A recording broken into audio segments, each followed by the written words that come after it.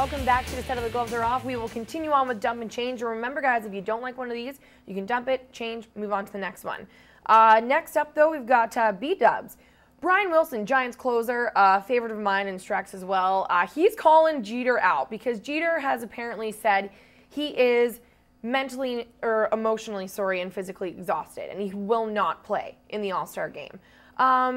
What's your take on this? Should Jeter not man up and play in the game? I'm disappointed. I think it's terrible. I think it's bad, but he's not the only one. I think Brian Wilson should have called out more people.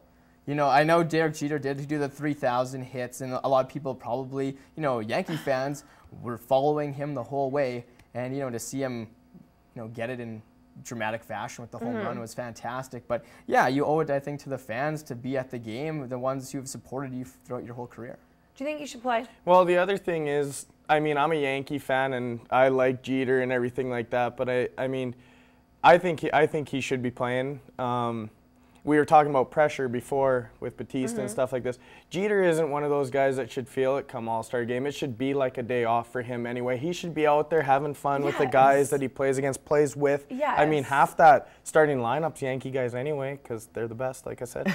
So, I mean, he might as well just join them. I mean, and just have some fun. And I guess this goes back to that, you know, there is that longer standing question about, you know, is an All-Star game relevant? You know, should guys be resting during this important time of the year? That kind of thing. So I guess that there's a little bit of a bigger picture here. But I think that's why Bud Selig decided to make it, you know, maybe worth something now, the All-Star game. Well, you know, with having home field advantage for the World Series. If you consider that to be significantly It is significant. The Giants needed it last year in the World Series. We could go on and probably talk about that forever, though, right? That's an even longer debate. All right, let's move on now. I want to talk about Michael Vick's deal with Nike. They've re-signed him. That's good. Why is it good?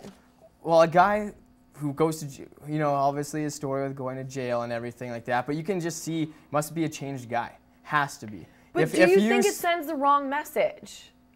You get a guy like Tiger Woods who gets dropped for doing what he did, if I can say that. Michael Vick was dropped, though, by Nike in the first place. But that's what I'm saying. So what does it say about this company that you drop and then you pick him back up? Does this mean that then Tiger Woods will be dropped? And I guarantee it's going to happen to Tiger too. See, well, that's my. I guarantee it. Okay. It's a second chance. You have to give people a second chance.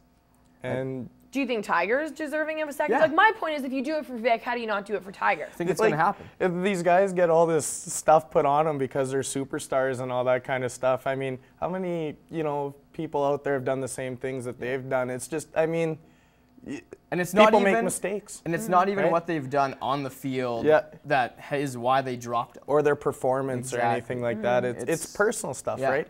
And then they're like, no, you're done. I think it's good. Okay. All right. Well, you're agreeing. All right. We will move on now. Greens and jeans. Let's talk about, want to go back to baseball. Talk about Ricky Romero here. Huge feather in his cap, you know, getting the opportunity to go play backup or not, whatever. He's getting to go. 7-8 record, but 101 strikeouts and 18 starts. My buddy Billy Chappell says in baseball you count everything. But do you need to count everything? I mean, are the numbers enough? Do you think he's, you know, deserving of the opportunity? What's your take? I think he's deserving. Like, I think there's a lot of players that obviously, you know, are gone for different reasons. But I think for him, you know, it's a good feather in his cap, like you said, and I think he deserves it. You know, has over 100 strikeouts this year. His numbers, you know, record-wise, isn't outstanding, but look at who won, you know, Felix Hernandez last year with winning the Cy Young. He didn't have the best record, but he did have the stats to back it up. Do you think he's got the stats to back it up? Well, I mean, I agree. I think that he should be there and he's deserving and stuff like that. Do I think that he'll see any action? Probably not. But, I mean, I think this is first of many for him. I think it's also the same thing, too. I think it's just a stepping stone. I mean, like, good for him. Yeah. So. All right, let's get into, I want to talk about A-Rod because he's going to have surgery. Here's your team. You get a chance to talk about your team here. Yep. Are the Yankees really going to miss him? Well, I think with the Yankees, I mean, I know everybody says, oh, they pay everybody, blah, blah, blah, blah, blah, whatever. They're jealous. But, you know, the thing is, the Yankees are good enough that I think they could lose any one of their all-stars at any given time, and it shouldn't be a problem. It might sound, you know, arrogant or whatever you want to say, but I would have confidence in my team. Like I said, they're my team. So, I mean, yeah, take them out, let them go get repaired, get him healed up. He'll come back for the last little bit, and I mean, they're going to do well. They'll do well. Yeah, like he said, you know, it's one of those things it's where not a huge hole. No, it's, you know, they have how many all-stars on that team. It's just kind of losing one, I don't think is going to, you know, break the camel's back, so to speak. It's, you know, they have a very deep team, and, you know, they should be pretty fine. Okay. All right. We are going to get the chance to talk a little bit more baseball when we return. We're going to get into offside, onside. Obviously, we've had somebody die trying to catch a ball at a game. I've recently tried to catch a ball at a game. And we're going to get into that debate about whether or not the Major League needs to consider making some changes to the safety of their ballpark. Stay tuned. That is coming up next on The Gloves Are Off.